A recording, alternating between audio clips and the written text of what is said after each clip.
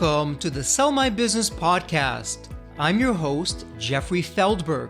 This podcast is brought to you by Deep Wealth and the 90-Day Deep Wealth Experience. Your liquidity event is the largest and most important financial transaction of your life. But unfortunately, up to 90% of liquidity events fail. Think about all that time, money, and effort wasted.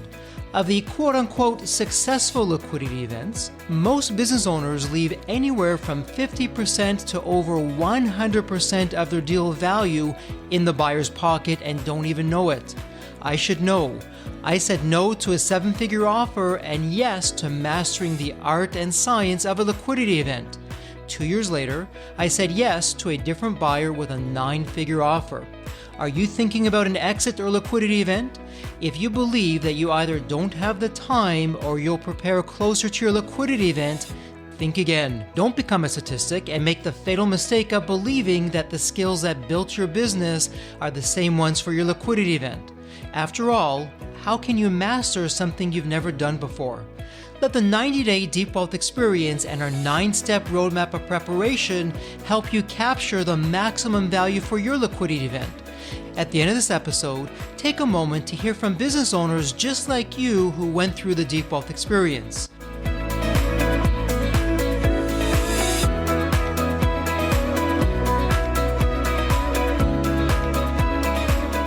Welcome to the Deep Wealth Sell My Business podcast. And in this episode, we're going to do a deep dive. It's going to be a solo episode on the 5 absolute best tips on why all employees must be salespeople. Before getting into that, it's been a number of episodes until we've had another solo one.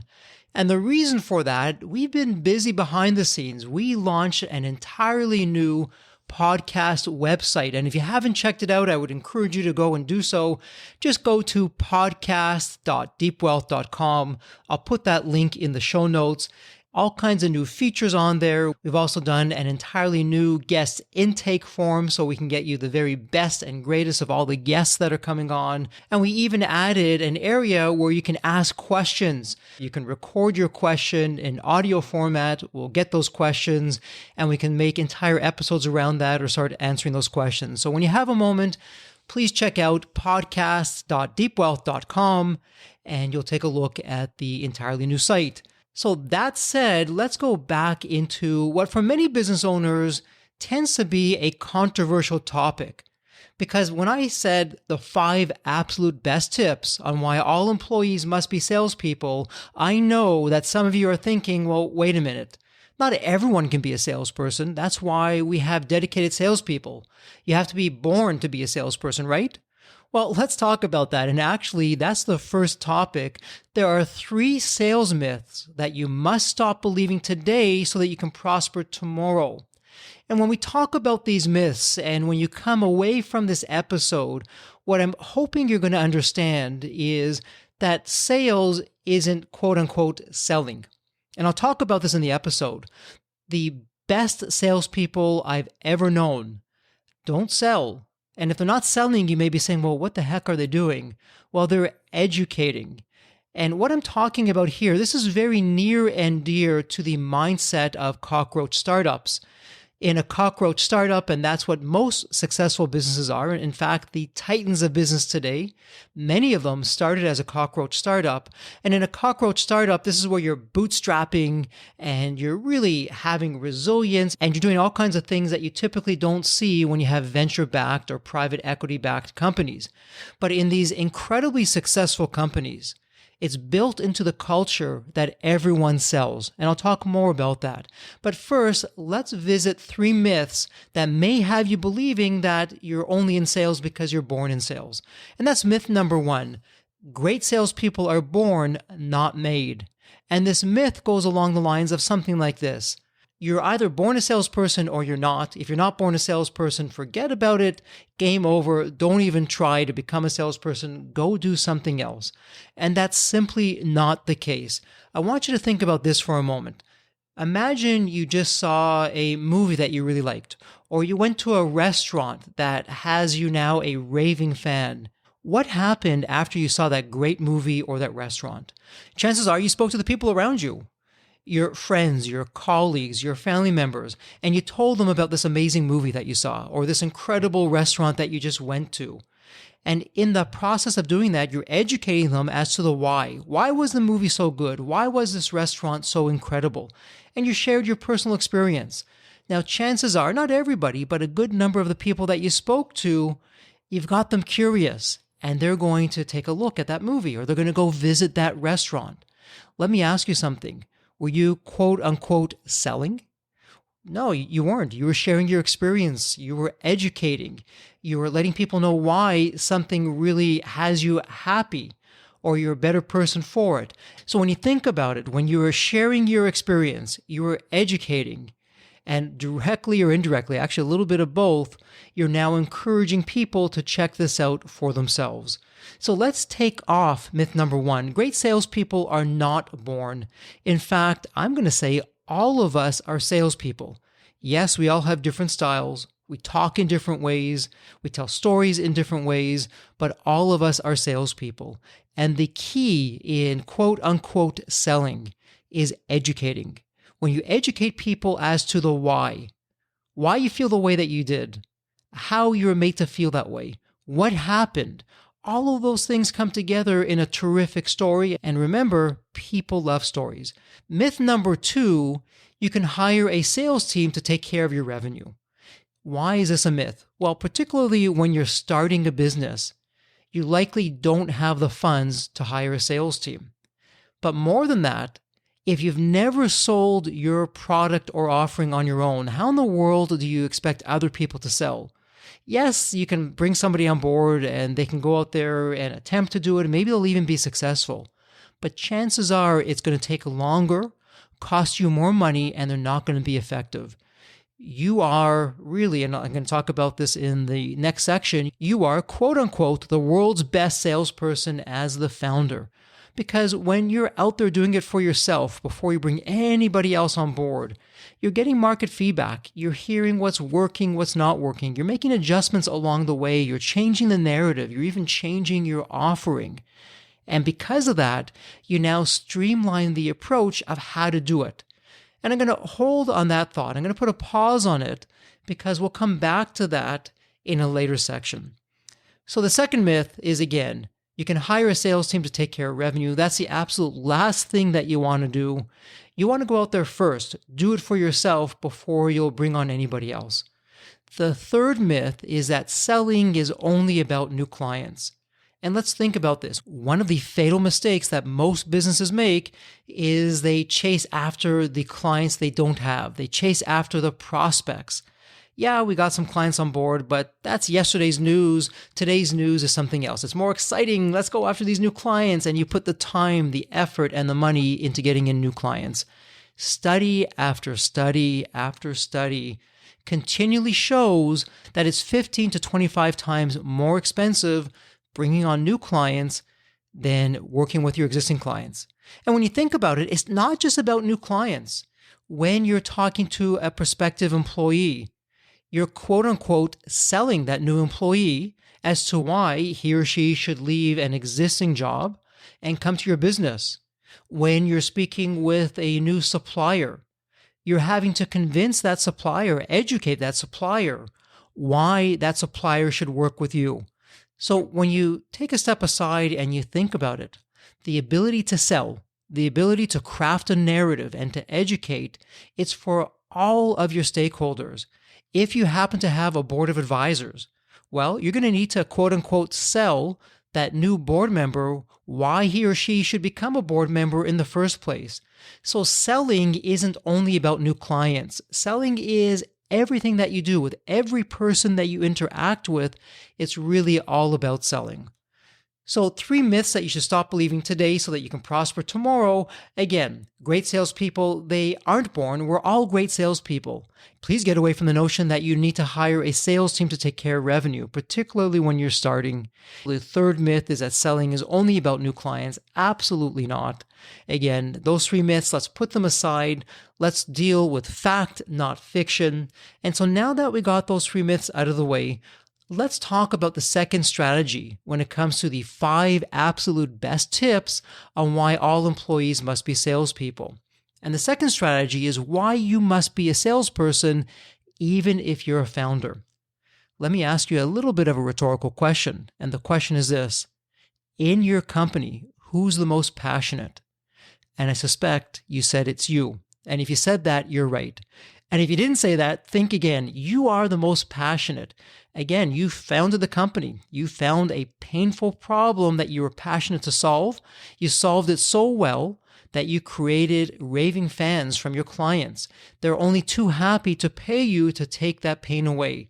So you started the business. You're the most passionate about the business. Believe it or not, and you better believe it, you are one of the best salespeople your company will ever have. Why you want to be a salesperson, even if you're in an established company, when you're out there selling, you're receiving invaluable market feedback and intel of what people like and what they don't like.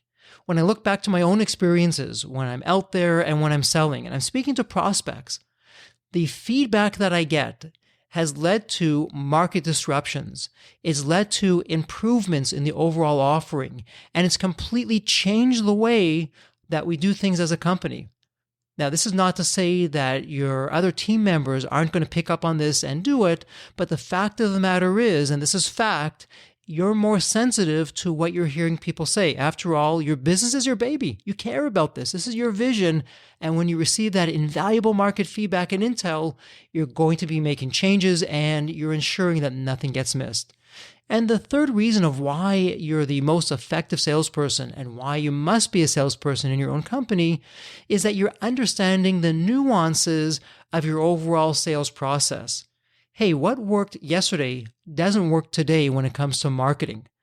When we've been doing marketing campaigns, the typical lead sources or marketing campaigns that continually got results, well, they worked one day, but they stopped working the next day. So the marketplace is always changing. When you're out there, when you're speaking with your stakeholders and with prospective clients, you're hearing what's on their mind today. And you're going to make adjustments to how you sell, what you do, what that process is like. And when you're doing that, you're saving your business time, you're saving your team members effort, and ultimately it goes a long way to increasing your revenues and your profits. So your takeaway from this is you must be a salesperson, even if you're a founder, and you're really the most effective salesperson that your business can have. Strategy number 3 on the 5 absolute best tips on why all employees must be salespeople is the power of education for your team. Here's another thought experiment for you, a little bit of a rhetorical question as well. If you're to take all of your team members, I'm talking the front of the line employees all the way up to the CEO, the president, if you ask them what your business does and why your business does what it does, are you going to get the same response? Is it going to be identical for everyone? I suspect if you're honest about it, the answer is no. And that's okay. It's okay if the answer is no today because we can prepare so that the answer is yes tomorrow, that you'll get the same response. So the power of education for your team, number 1, you want to ensure that everyone understands the why about your business. Why does your business do whatever it's doing? When employees understand the why, a few important things happen. And this is number 2. When all your team members understand the why behind your business, this is where the magic happens. Firstly, your team members, your employees, they become excited. They understand why they're doing what they're doing. It's important for themselves, for your company, for the stakeholders. They now have a purpose. They now have a North Star. Instead of the same blank, different day, there's a reason behind the madness of what's going on, of what they're doing. So when everyone understands the why, it gives them a new sense of purpose, a new sense of direction, and that's where the results start to happen. So once everyone understands the why, the second step that you want to do when it comes to educating your team is you want to create a powerful and compelling narrative for all of your employees. Let's face it, as people, we are natural storytellers. You will remember a story over facts and figures if that story is an interesting one. And built into it are these facts and figures, you'll remember it all. Or even a song. You remember the lyrics to some of your favorite songs, even though maybe you haven't heard that song for years or decades. Because we remember powerful narratives, powerful stories. It stays with us. And whether you realize it or not, you've been telling a narrative. You created a narrative when you started your company, when you're interviewing future employees, when you're speaking to prospective clients. You already created that narrative. Well, now we're more deliberate about this. We're taking a look at, well, what is this narrative? And you're getting that narrative out to everyone in the company. And that narrative must be compelling. It must have the hope of a better tomorrow. There must be a big picture of why you're doing what you're doing. As an example, for Deep Wealth, with the Deep Wealth Experience, the 90-day roadmap with the 9 steps of preparation, our narrative, our big picture is to change the social fabric of society one liquidity event at a time. And for us, what that means when we have business owners that go through the Deep Wealth Experience, when it's time for their liquidity event, they're not going to be a statistic. They're not going to be the 90% of liquidity events that fail. They're not going to be the business owners that leave 50% to over 100% of the deal value in the buyer's pocket and not even realize it. It's going to be the opposite. When you go through the Deep Wealth Experience, you'll have a successful liquidity event, and I'll be blunt, you'll become richer because of that. And because you have all this excess capital, once you've taken care of yourself, your family, your loved ones financially, you can't spend it all. Why not take an allocation of your wealth and either create a foundation or choose a charity, choose a social cause where you can make a difference? And this is how we can change the social fabric of society one liquidity event at a time. Now, I don't know about you, but for me, that is compelling. That's what gets me out of bed every day to do what we do here at Deep Wealth. That's the kind of narrative that you need for your employees, that they can tell their friends, their family members, and business associates why they're at your company, what your company does, and why they're doing what they're doing. And the third takeaway point on this is that people become more engaged when they understand the why, particularly when that why is built into the story.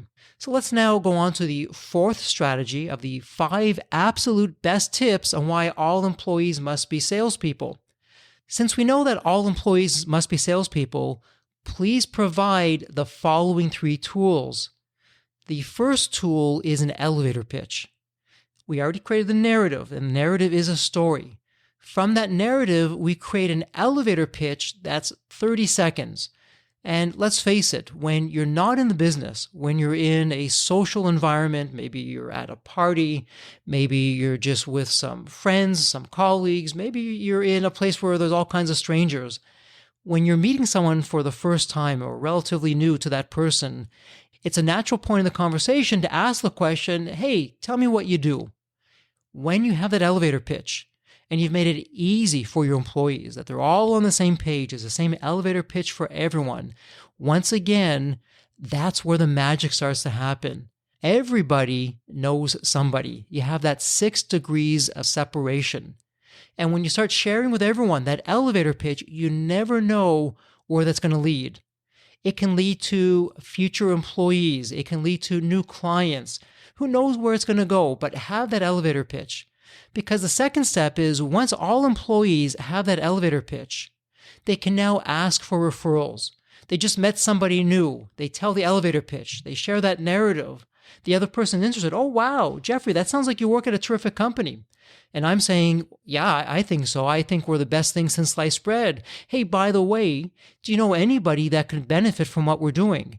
That's how things happen. Remember, people would rather do business with friends than with strangers. So what do you think happens now? You get that referral. Let's say Sally says, Jeffrey, you know what? I know the perfect person for Deep Wealth and the 90-day experience. Let me make that introduction. When Sally speaks to her friend, I'm no longer coming in as a stranger. I'm coming in as a trusted source. Sally is recommending that I speak to her friend, and her friend is going to give me the time of day because it's Sally who's recommending me. And the third thing that you're doing, in addition to the elevator pitch, in addition to training your employees to ask for referrals, you're having them tune in to the world's favorite radio station. And we talk a lot about this in the 90-day Deep Wealth Experience. Do you remember the world's favorite radio station? I'll give you a hint. It's WII.FM, the What's In It For Me radio station. Everyone loves WII.FM because that radio station talks all about themselves. Who doesn't like to talk about themselves? That's people's favorite pastime. So when you train your employees that it's not about the employees, it's about the person that they're speaking to. And in every engagement, in every interaction, email, phone call, meeting, you always want to tune in what's in it for the other person. That includes what problem that other person is facing. Perhaps how you can help that person solve that problem. Or if you can't help that person solve that problem, perhaps you know somebody who can. When you give that tool to your team, they have an incredibly powerful tool to not only pay it forward and to be a resource and to help people. It's a terrific way of building those professional relationships. Again, everybody knows somebody. It's 6 degrees of separation. And this leads nicely into the 5th strategy of the 5 absolute best tips on why all employees must be salespeople. And that 5th strategy is this: the importance of celebrating your way to success. So let's talk about this. There's an old saying, what gets measured is what gets done. You may have done everything perfectly. You've educated your team. You've dispelled the myths. You yourself are a salesperson. You have a terrific narrative. You have an elevator pitch. You're asking for referrals. They're tuning into WII.FM. But if you're not celebrating success, you're not rewarding what they're doing. So how do you celebrate success? What does that look like? Number one, for starters, you want to give public recognition when there's a success. So let's suppose that Bill got a referral from someone that he was speaking to, he handed that over, and that referral became a client. Well, you're going to want to recognize Bill. You can recognize Bill if you're having a company-wide meeting, whether in person or virtual. Perhaps you're going to have an email that you send to the entire company. Hey, we just welcomed this new client, and I want to give a shout out to Bill, who got this referral, and he handed it over to our team, and we brought this client on board. Bill, thank you so much for making that happen. The second thing that you want to do is you want to offer some kind of reward. And that reward, it could be financial. Perhaps it's a gift certificate. What some companies have done is they've given a percentage of revenue for the first 12 months of that client. As an example, perhaps it's 10% of revenue for the first 12 months of that new client. This is where you're tuning into WII.FM for your employees, because your employees are different. Maybe Bill prefers a financial reward. But perhaps Sally, she prefers to have some time off. So you give Sally some paid time off. Tune into WII.FM for your team. And when a referral comes in, that turns into business. When you have a win, no matter how big or small, you're going to reward that. And you're going to figure out what makes the most sense for that person. And the third thing that you're doing when you're giving the public recognition, when you're giving some type of reward, whether it's a financial reward or time off or whatever it is that moves the dial for your employee, you're building into your culture the ability to celebrate wins, no matter how big or how small. I've said this before, and it's worth repeating. Your competition, with all of its capital, can copy just about everything that you do. Your competition with its capital can copy the same technology that you're using. And yes, your competition can even try and hire away some of your key talent. But what your competition cannot do with its capital, they cannot copy your culture. It's your culture that will keep your employees from being hired away. It's your culture that will turn prospects into paying customers. It's your culture that really becomes a differentiator for you. And when you go through the 90-day Deep Wealth experience, you'll learn that your culture, in fact, is both an X factor and a Rembrandt that increases enterprise value. So you're embedding celebration into your culture, and you're also introducing the F word, the fun word. Hey, who doesn't like to have fun? So whatever you do, ensure that you embed celebration into your culture. So those are the 5 absolute best tips on why all employees must be salespeople. And let's just do a quick recap. Strategy number 1, 3 sales myths that you must stop believing today so that you can prosper tomorrow. And the 3 myths are that great salespeople are born, not made, that you can hire a sales team to take care of revenue, and that selling is only about new clients. All of that is fiction. It is not fact. Let's make it so that you know the actual truth, which we discussed about, and those 3 myths we can take off the table. Strategy number 2, why you must be a salesperson even if you're a founder. And there we talked about how you're always going to be the most passionate person in the company. That when you're out there selling, you're receiving invaluable market feedback and intel, and that you're understanding the nuances of the sales process. One thing that I didn't mention earlier, and I'll quickly mention it now, when you understand the sales process, you're also protecting yourself from the wrong kind of salesperson. Now, I don't know about you, but when I've hired salespeople in the past, some of the salespeople, the best sales job that they've ever done was in the interview. So in other words, they sold themselves on the job, but once they were hired, it was all downhill. When you understand the nuances of selling, you can pick out what I call those order takers, the people who really aren't great at selling and in fact have no business being in sales. You can pick those people out, the order takers from the order makers.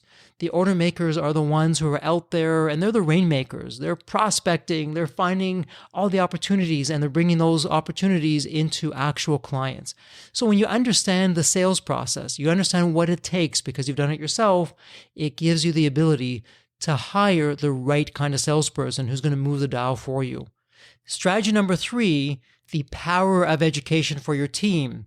And here we spoke about why it's important that everyone from frontline employees up to the CEO, why they know why your business does what it does. And once they know that, you then create a powerful and compelling narrative for all the employees so that no matter who you ask, you're going to hear the same story, the same narrative. And then what you're doing is you're ensuring that everyone is more engaged because they know why they're doing what they're doing. They have that narrative that becomes a North Star and it invigorates them to do the absolute best that they can. Strategy number 4, all employees must be salespeople, so please provide the following 3 tools: an elevator pitch, having your employees ask for referrals, so you've trained them how to ask for referrals, and the ability of knowing how to tune into the world's favorite radio station, WII.FM. Strategy number 5, the importance of celebrating your way to success. And here we spoke about giving public recognition when someone on the team gets a referral, and that referral, once it's handed over to the appropriate person in your company, becomes a client. That public recognition could be in a company-wide meeting, it could be in an email, but you're getting it out there that you're celebrating what this one team member has done. Part of that celebration also includes some kind of reward. It could be a financial reward. It could be paid time off. When you know what moves the dial for your employee, when you tune into your employees' WII.FM, you'll figure out what that is. And now you're going to be having employees look for opportunities to get referrals. They're looking for opportunities to become successful in the company.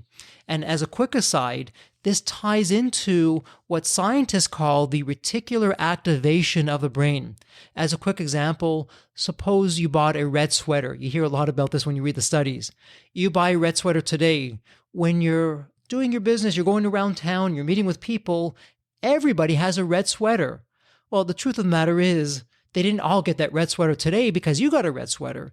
Those red sweaters were always out there, but because your brain was aware of it, you made the decision to get that red sweater. It's now looking out to identify that in the environment. So we take that back to celebrating success. When employees know, when your team members know that you celebrate success, they're on the lookout to find even the smallest successful thing that's just happened to celebrate that because you've made it fun and you've put some rewards around that and you're tapping into the recognition side. So make sure that you embed celebration into your culture. And really, when you take a step back, when you do those 5 things, the entire company is now moving on the same page. You're asking for referrals. Your team is having fun. You're generating new business. Everyone is happy. That translates back to your customers. When your employees are happy, your customers are happy. They give you more business. They stay with you longer. Your employees become happier, and you get a terrific positive feedback loop. So this is a cockroach startup mindset. Embrace it, adopt it, internalize it. It doesn't matter whether you've just started or you've been in business for decades. When you follow these 5 strategies, you begin to move the dial on your success. You reinvigorate everyone while you're at it, and it makes all the difference. So there you have it, Those are the 5 absolute best tips on why all employees must be salespeople. And as we wrap up this episode, once again, a heartfelt thank you for taking time out of your day to spend it here with us on the Deep Wealth Sell My Business podcast.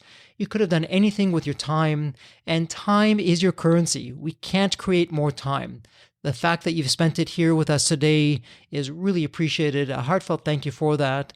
And as always, as we wrap up this episode, please stay healthy and safe. The Deep Wealth experience was definitely a game changer for me. This course is one of the best investments you will ever make, because you will get an ROI of 100 times that. Anybody who doesn't go through it will lose millions. If you don't have time for this program, you'll never have time for a successful liquidity. I mean, it was the best value of any business course I've ever taken. The money was very well spent. Compared to when we first began, today I feel better prepared, but in some respects, maybe less prepared, not because of the course, but because the course brought to light so many things that I thought we were on top of that we need to fix. I 100% believe there's never a great time for a business owner to allocate extra hours into his or her week or day. So it's an investment that will yield results today. I thought I will reap the benefit of this program in 3 to 5 years down the road. But as soon as I stepped forward into the program, my mind changed immediately. There was so much value in the experience that the time I invested paid back so much for the energy that was expended. The Deep Wealth experience compared to other programs is the top. What we learned is very practical. Sometimes you learn stuff that is great to learn, but you never use it. The stuff we learned from Deep Wealth experience, I believe is going to benefit us all. I've done an executive MBA. I've worked for billion-dollar companies before. I've worked for smaller companies before I started my business. I've been running my business successfully now for getting close to a decade. We're on a growth trajectory. Reflecting back on the Deep Wealth, I knew less than 10% what I know now. Maybe close to 1% even. Hands down, the best program in which I've ever participated. And we've done a lot of different things over the years. We've been in other mastermind groups, gone to many seminars, workshops, conferences, retreats, read books. This was so different. I haven't had an experience that's anything close to this in all the years that we've been at this. It's 5-star, A+. I would highly recommend it to any super busy business owner out there. And Deep Wealth is an accurate name for it. This program leads to deeper wealth and happier wealth, not just deeper wealth. I don't think there's a dollar value that could be associated with such an experience and knowledge that could be applied today and forever. Are you leaving millions on the table? Please visit www.deepwealth.com/success to learn more. If you're not on my email list, you'll want to be.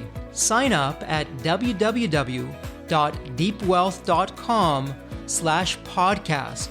And if you enjoyed this episode of the Sell My Business podcast, please leave a review on Apple Podcasts. Reviews help me reach new listeners, grow the show, and continue to create content that you'll enjoy. As we close out this episode, a heartfelt thank you for your time, and as always, please stay healthy and safe.